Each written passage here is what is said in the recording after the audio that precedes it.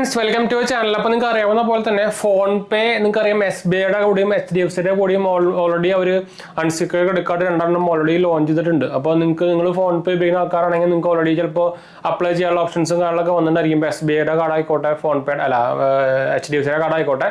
ഞാൻ എന്തായാലും നമ്മുടെ റെഫറൽ ലിങ്കുകളൊക്കെ താഴെ കൊടുക്കുന്നുണ്ട്. കാര്യങ്ങളൊക്കെ ഇൻട്രസ്റ്റ് ഉണ്ടെങ്കിൽ അപ്ലൈ ചെയ്ത് നോക്കാൻ മറക്കണ്ട. ഡയറക്റ്റ്ലി അപ്ലൈ ചെയ്യാനായിട്ടും കിട്ടാനുള്ള ചാൻസ് കൂടുതലായിരിക്കും കേട്ടോ, മറക്കണ്ട. അതുപോലെ തന്നെ നമ്മൾ ഇൻസ്റ്റാഗ്രാം പേജ് ഫോളോ ചെയ്യാൻ നിങ്ങൾക്ക് അതിലും വേണമെങ്കിൽ മെസ്സേജ് ചെയ്യാൻ, പേജ് ഫോളോ അടിക്കാൻ മറക്കണ്ട. ടെലിഗ്രാം ചാനലും അവൈലബിൾ ആണ് കേട്ടോ. നമ്മളതിൽ ഡീൽസും സാധനങ്ങളൊക്കെ ലിങ്ക്സുകളൊക്കെ ഷെയർ ചെയ്യുന്നതാണ്. അപ്പോൾ നമ്മുടെ ചാനൽ ആദ്യമായിട്ട് കാണാനാണെങ്കിൽ എൻ്റെ പേര് ഞാൻ ഒരു ഫൈനാൻഷ്യൽ അനലിസ്റ്റ് ആണ്. നമ്മൾ ടെക്കിൽ ഫൈനാൻസ് എക്സ്പീരിയൻസ് ആണ്, ക്വാളിഫൈഡ് ആണ്. അപ്പോൾ എന്താ സംഭവം എന്ന് വെച്ച് കഴിഞ്ഞാൽ നമ്മുടെ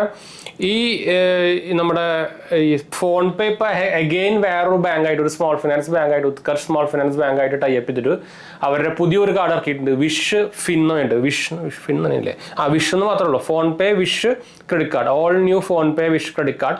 ഇത് ആക്ച്വലി നോർമൽ ഒരു ക്രെഡിറ്റ് കാർഡ് അല്ല, ഇതൊരു FD ബാക്ക്ഡ് ക്രെഡിറ്റ് കാർഡാണ്. അതായത് അൺസെക്യൂർഡ് ക്രെഡിറ്റ് കാർഡ് അല്ല, സെക്യൂർ ക്രെഡിറ്റ് കാർഡാണ് കേട്ടോ. നമുക്ക് എന്ത് മെസ്സേജ് ഒന്ന് നോട്ടീന്. അപ്പോൾ നിങ്ങൾക്ക് അറിയാവുന്ന പോലെ തന്നെ FD ക്രെഡിറ്റ് കാർഡ് എന്ന് പറയുന്നത് നിങ്ങൾക്ക് ഓൾറെഡി സിബിൽ സിബിൽ സ്കോറും കാര്യങ്ങളൊന്നും ഇല്ലാത്തവർക്ക്, ജനറേറ്റ് ആകാത്തവർക്ക്, അല്ലെങ്കിൽ സിബിൽ സ്കോർ കുറവുള്ളവർക്കൊക്കെ നിങ്ങൾക്ക് യൂസ് ചെയ്തിട്ട് നിങ്ങൾക്ക് നോർമൽ ക്രെഡിറ്റ് കാർഡ് കിട്ടാൻ ചാൻസ് കുറവായിരിക്കും അങ്ങനത്തെ ആൾക്കാർക്ക്. അപ്പോൾ അങ്ങനത്തെ ആൾക്കാർക്ക് എടുക്കാൻ പറ്റുന്ന ഒരു ക്രെഡിറ്റ് കാർഡാണ് ഈ FD ക്രെഡിറ്റ് കാർഡ്. അപ്പോൾ നിങ്ങൾക്ക് അതിൽ തന്നെ കുറേ കാറ്റഗറികളുണ്ട്. SBMൻ്റെ ക്രെഡിറ്റ് കാർഡ്, അതാണ് നോർമലി ഞാൻ പറയാറ്. അതിൻ്റെയൊക്കെ ലിങ്ക് ഞാൻ താഴെ വേണമെങ്കിൽ കൊടുക്കാട്ടോ.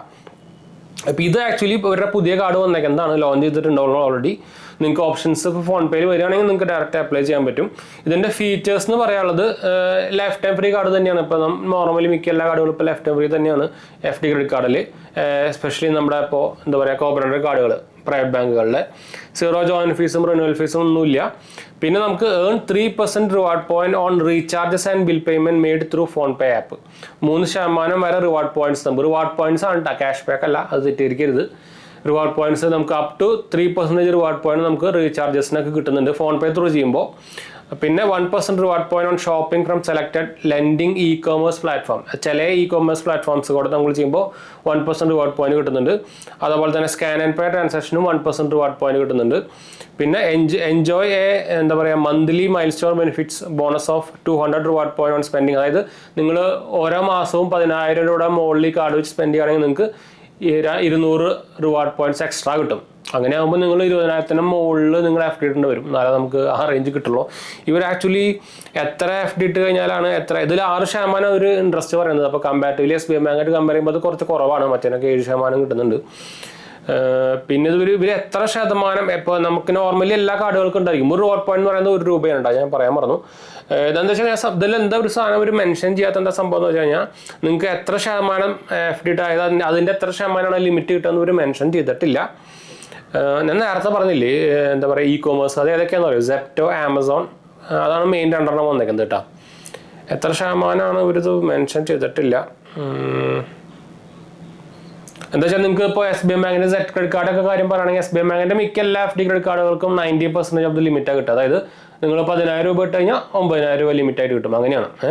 അപ്പോൾ അതാണ് ഞാൻ പറയുന്നത്, എത്ര എമൗണ്ടിൻ്റെ ലിമിറ്റ്. ഇതിലൊരു സ്റ്റാർട്ടിങ് ഫിക്സഡ് റേറ്റ് എമൗണ്ട് പറയുന്നത് 2,000 രൂപയാണ്. ഇതെല്ലാവരും ഈ മിക്ക എല്ലാ FD ക്രെഡിറ്റ് കാർഡുകളും ഇതുപോലെ സ്റ്റാർട്ടിങ് 2,000 രൂപയ്ക്കൊക്കെ ഉണ്ടായിരുന്നു. പക്ഷേ അത് നിങ്ങളുടെ പ്രൊഫൈൽ അനുസരിച്ച് അത് മാറിക്കൊണ്ടിരിക്കട്ടെ. അപ്പോൾ 2,000 രൂപയ്ക്കൊന്നും നിങ്ങൾ FD കാർഡ് എടുത്തിട്ട് ഒരു കാര്യമില്ല.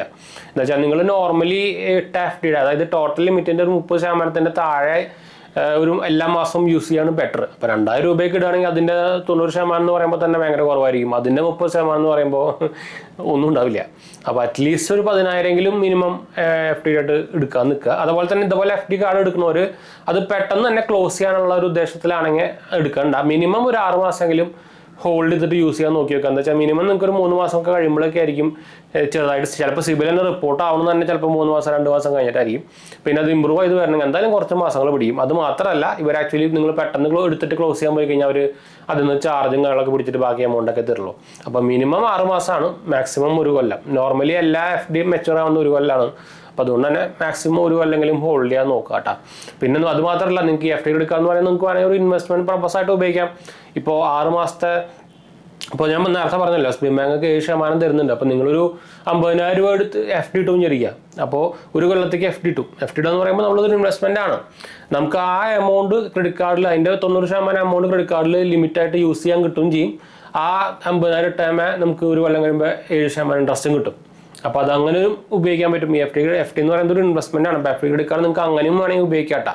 കുറേ പേര് അങ്ങനെ ഉപയോഗിക്കുന്നുണ്ട്. പക്ഷേ ഭയങ്കര ഹൈ എമൗണ്ട് ഒക്കെ ആണെങ്കിൽ നിങ്ങൾ നോർമൽ പബ്ലിക് ബാങ്കുകളുടെ എടുത്താൽ മതി.